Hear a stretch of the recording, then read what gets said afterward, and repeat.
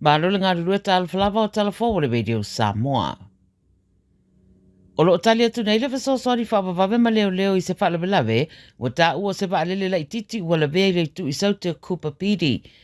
Whai mai po le afo le iwa le tau na li lana mawai e leo leo le li poti e winga le whaalawelawe,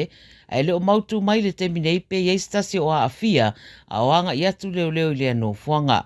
Whai mai o le pitonu o lo li putia nei le whaalawelawe e ingoa o Mau Gaising, ma lo iai pe ama le valu se lau ma le valu kilomita i le tu i mātu o Adelaide. O le foi ua fautoina nisi vaenga o stadia o le a afia i winga lulu wa o le tau e pe o sabili o le snow mati munga i leanga i atu le whai unga le vaiaso. Whai mai le vaa ai tau o se vaenga maruru o le tau to e sabili ua wha mawinai ma le to ulu o le aisai no fuanga o ski resorts i New South Wales ma Victoria. O le a maruru le tele vaenga o stadia ma ua wha mawina fo i se vaenga ma walalo le ea anga i ane le tu i saute i sa sae o Australia. O Queensland le ai timbunga ma mafofo inisi o vaenga i le asusa ma tiri maruru fo i mo mele pone. O mori mau nisi wa lewa nau mau i Australia e fōringa o le tau maruru le nei tausanga wa tiri maro si atuai na i lo seisi tausanga talu na wha mautu mai i Australia ma o le wha mau ninga lavalea o le suia o le tau, suia winga o le tau i tausanga tasi.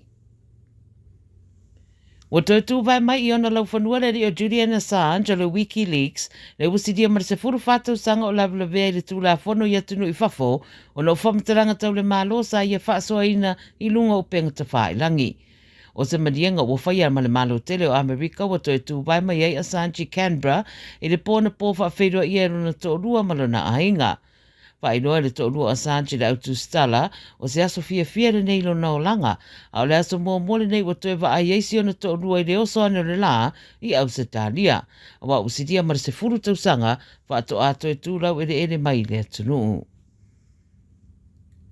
Wa una ia maro si mai ere soi fua maro roina le whai au tui pui o le flu, ina ua wha maonia le umai o le ola se tamaititi e whātausanga le matua i merepone.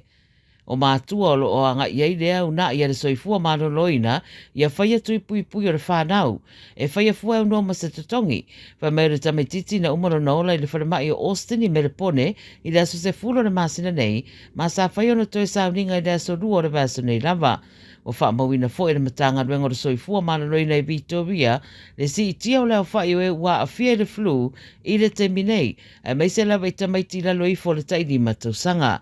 O tui pui mo le flu e whaia fua mo tangata e te lela matianga e a fia ini wha mai o ngonga e au fia i fo i la matamaiti lalo le 5 tausanga le mātutua wha pe fo i male au mātutua usiria mare ta iono se furu 5 tausanga o le soifua. Ma le tala muli, wa toi ola fo i le miti le lanu moana mo le siampini o le Origin i le nei tausanga ina ua ia whaato i lalo ina le maroon i le pōna pō i le ta'alonga mata ina i Merepone. To a tele sa manato le a maua i ana pole i unga le Origin nua whelua wha, pe a toi malo fo i Queensland i a New South Wales,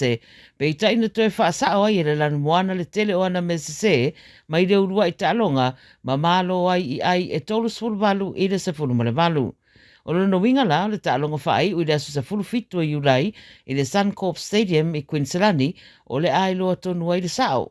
E ui lao le ta'alonga e whai e Queensland mai le taumate o le amatua i toa tele fo i ma whaatumulia le malae i le lātou au tāpuai. Whaatusa i se vaenga to e titi mai New South Wales e whai mai se tasi o toi ina matua le au tāpuai e New South Wales i talafou o le ta'alonga lea sa oai se isi fuai tau o le atunu pe i titi le au tāpuai pe tele e le a whaina a wā e titi ai maini. Tala ia le Radio Samoa, walau whaafonga mai le nei fu ia stofi, wheiroa ia tae au soifua.